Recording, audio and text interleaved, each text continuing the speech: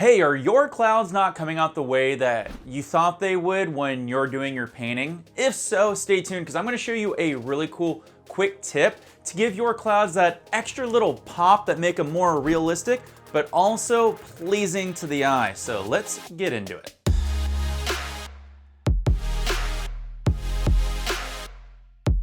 Hey all, my name's Wild, helping you become bigger and better with your painting adventures. First time here, need a little hand holding with your creativity?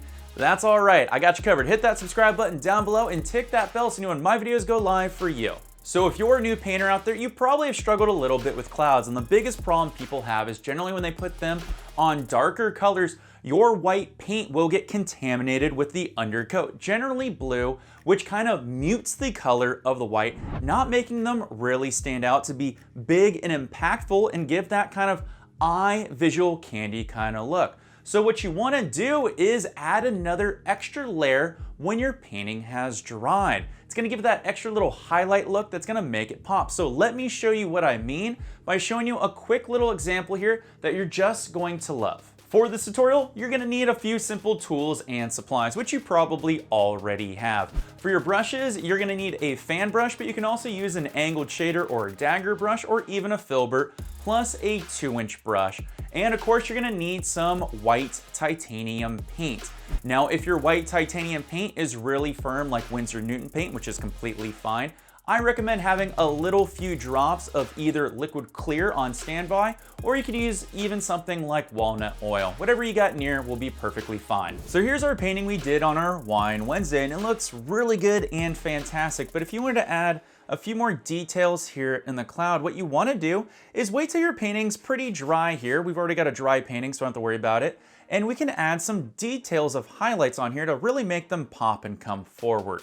Now, if you want softer details in here, I really recommend taking liquid clear and clearing the whole top here so that way it gets nice and wet. So if you mess up, you can kind of blend things out. But all I'm going to do is add a little bit of liquid clear to my white paint here, just so it gets a little smoother, but don't overdo it. This is just to easily apply it here on our canvas for detail. So grab what you need until you get a smooth consistency. It's starting to run off my palette there, but don't worry about that.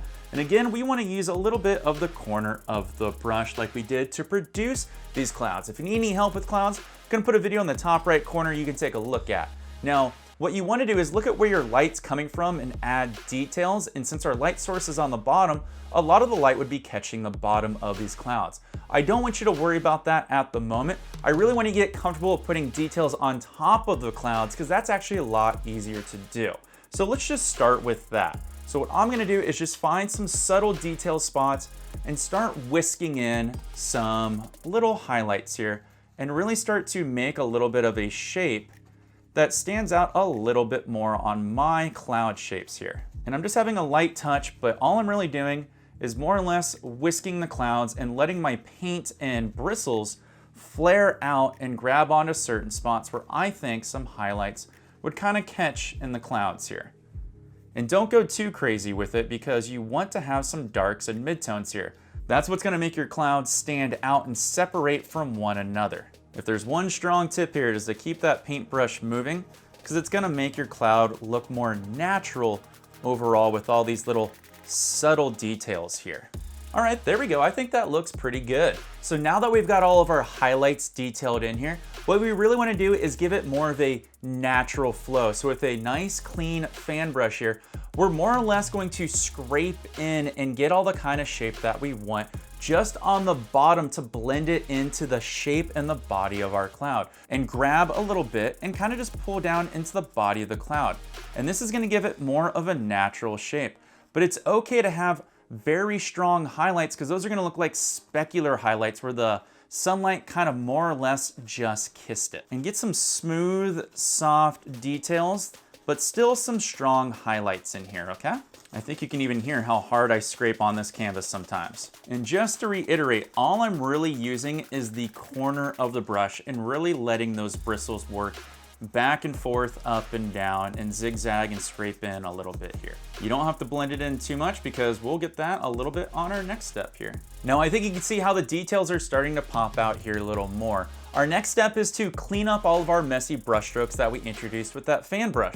So you kind of have two options. You can use a 2-inch brush or a 1-inch brush. Depends on what you feel most comfortable with. So let's start with a 1-inch brush and I'll show you how we finish with a 2-inch brush. All you're going to be doing is using the top part of the bristles here to smooth out just the bottom portion of our cloud, to pull in those highlights, again, to look more natural. And this is a very soft touch. We're just working out all those hard brush strokes that we did. Now try your best not to touch the top of your crowns in your cloud. This is just smoothing out and adding that little extra body texture. And make sure you're using only the top part of your paintbrush at the moment, okay? All right, look how much more smoother that looks now. Now that we worked in the body, let's finish by making sure that the whole clouds and the body take shape. So we're gonna do the same thing with a 2-inch brush, and we're gingerly gonna go over everything and form it into one. Okay, so just use the top of your brush and you're barely gonna touch the canvas.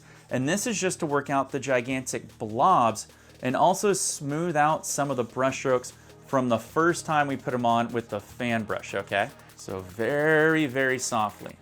Very softly. There we go. And if you want, you can give your clouds a little bit of a lift here if you need to. Little extra kiss. It's really up to you. Personalize your clouds.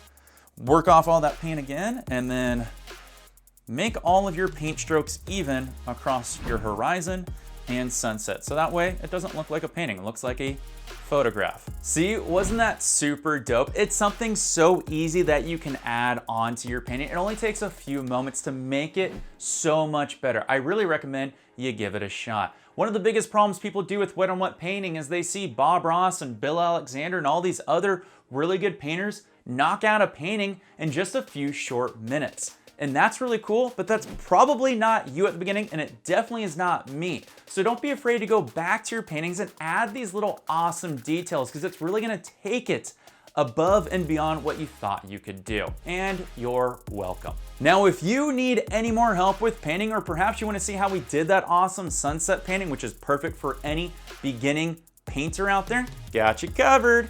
I did that in an awesome Wine Wednesday, which I'm gonna put right over here for you to check out. And if you need help with clouds, right at the bottom there, it's gonna help you be a cloud master. Until next time, my name's Wild for Games. Make sure you stay creative, and I will see all you beautiful people later. And of course, take care and peace.